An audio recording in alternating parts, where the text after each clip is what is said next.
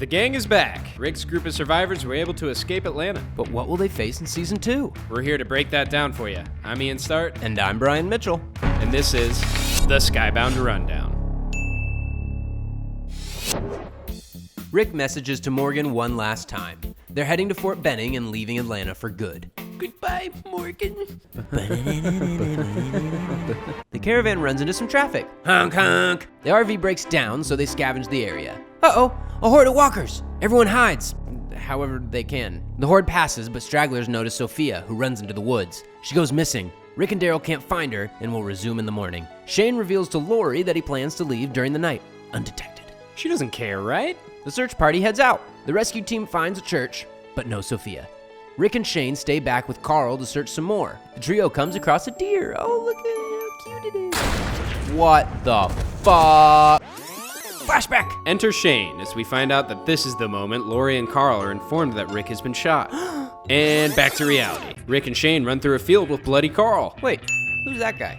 That must be Otis, the man who shot Carl. You rat bastard. He tells Rick to head to a farm where he meets Dr. Herschel and his family, Maggie, Patricia, Beth, and Jimmy. Turns out Carl needs extensive surgery and Herschel doesn't have all the supplies. Otis and Shane are then sent to a nearby high school to gather the medical equipment necessary. Hold on just a little longer, Carl. Back with the others, T-Dog desperately needs antibiotics and Daryl is the only one staying positive in the search for Sophia. Are the only ones zen around here? Good lord. While searching, Andrea once again proves her combat prowess. And Maggie comes to take Lori to the farm. Meanwhile, Shane and Otis arrive at the high school, but are up to their necks in walkers. While Shane and Otis devise a plan to escape, Daryl and Andrea go searching for Sophia. Glenn arrives at the farm with T-Dog, who gets fixed up. Maggie hits on Glenn, who's too naive to get the gist. You got this, Glenn. Hooray, Carl's awake! But he's not looking too good. Just before Carl's outcome looks donezo, Shane arrives, but Otis is nowhere to be found. Herschel operates, and Carl is stable. And flashback! I'm sorry. God damn it, Shane. Now that the rest of the gang has arrived at the farm, it's funeral time. Oh, Otis, no! The crew is asked to surrender all of their weapons except for one rifleman on lookout. Now that they've all settled in, it's time to hydrate. Or not. Naturally, they send Glenn down the well to lasso up the walker. After a narrow escape, they get at least half of it out. Looks like someone took a spill. Glenn and Maggie are then sent to the pharmacy to find antibiotics and make some sex. You got it, Glenn! Meanwhile, in the search for Sophia, Daryl finds evidence that she sought refuge in an empty building. And later that night, Lori takes a pregnancy test. Shane is starting to crack and is openly expressing his distaste for Rick's leadership. Whoa, a snake! Daryl is thrown from his horse and falls into a creek. Before he blacks out, he finds Sophia's doll in the water. Merle appears and motivates him to keep moving, using his sweet, sweet talking skills. Get up on your feet before I have to kick your teeth in. But wait, that's not Merle. He kills the walkers and climbs out of the creek. He stumbles into the meadow, and the gang thinks he's a walker. Andrea fires before she can tell it's Daryl, who gets grazed in the head. T-Dog notices the doll, and the group is amazed. Daryl rests up, everything's going well, until Glenn and Maggie decide to have sex. He's getting it again. But Glenn suggests meeting at the barn, and Maggie runs out to stop him, but it's too late, and he uncovers Herschel's secret. So he doesn't get it. After Glenn's discovery of the barn, Patricia feeds the trapped walkers a few chickens.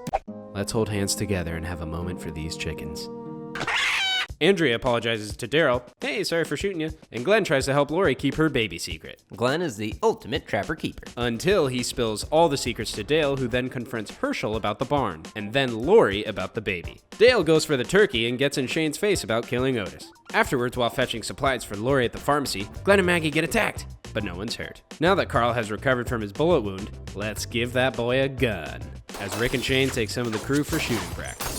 Following this, Shane and Andrea go look for Sophia and get attacked, but Andrea holds her own. And finally, Lori tells Rick about her pregnancy and the affair with Shane. God damn it, Shane. Breakfast time, breakfast time, breakfast time. The barn's full of walkers. Say what? Shane's had enough and calls for the group to leave. But Rick reveals to Shane that Lori is pregnant. Oh, congratulations. Oh, thanks. Maggie has been angry with Glenn for spilling the beans on the barn. But Glenn sets the story straight. He wants to keep her safe. And he's back to getting it. Lori tells Shane to back off. The baby's Rick's. Herschel, who seems to be changing his mind, asks Rick for help in getting new walkers into the barn. Shane is not happy about Rick and Herschel's little rescue, and shows Herschel what these things really are.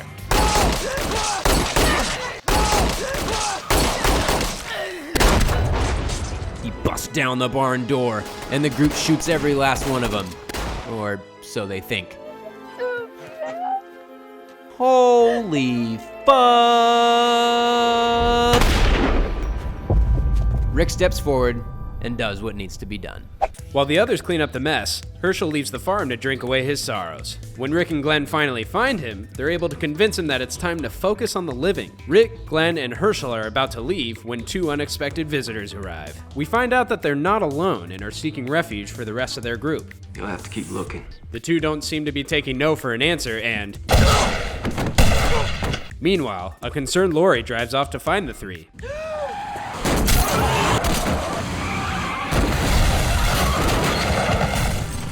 The trio find themselves in a gunfight. After a close encounter, Glenn barely gets to the car with Rick and Herschel. A walker horde closes in, and the enemy retreats. I gotta go! I'm sorry! One of their guys falls, and a post stabs him through the leg. Rick valiantly saves his ass. After Lori escapes her car and a hungry walker, Shane finds her walking in the road. He tells her Rick and the others have made it home safe.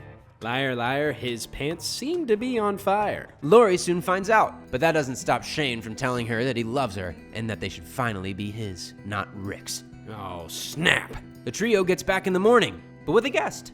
It's Randall. Shane is once again let down by Rick. To make matters worse, Lori tells Rick what Shane had said earlier, along with a few more thoughts. He's dangerous, Rick, and he won't stop.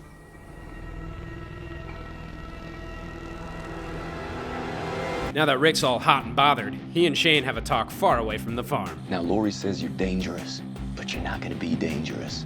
Not anymore. They then continue to drive, looking for a decent place to drop off Randall. Once they find out that Randall knows Maggie, Rick needs a night to decide what to do with him. After Shane questions Rick's leadership again, Battle Royale.